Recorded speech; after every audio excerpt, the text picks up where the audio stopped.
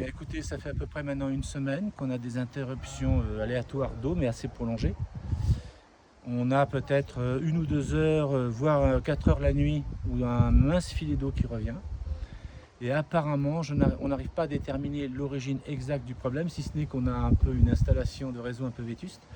Il y a de la calcarisation des conduites, il y a des fuites à droite à gauche, et apparemment, on ne sait pas où les frais sont engagés, et on ne sait pas qui doit les engager. Entre l'Assor, la communauté des communes, on ne sait pas, c'est pas clair, ou la mairie. Mais la mairie, c'est la communauté des communes, c'est la même chose. C'est tout ce que je peux vous dire. Ce qui est, c'est que moi, ça fait 8 jours, on n'a pas de toilette, on ne peut pas aller aux toilettes, on ne peut pas faire de vaisselle, on ne peut pas se doucher.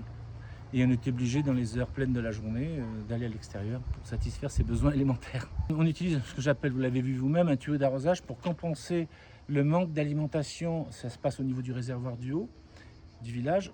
Comme il y a les tuyaux qui sont en tartrée, quand ça tire trop en bas, la section efficace de la conduite n'est pas suffisante pour alimenter le bas du village. Donc on a cette espèce de tuyau que vous avez vu, ça s'apparente à un tuyau d'arrosage, qui vient en parallèle, en complément du tuyau principal qui lui est calcarisé, on va dire.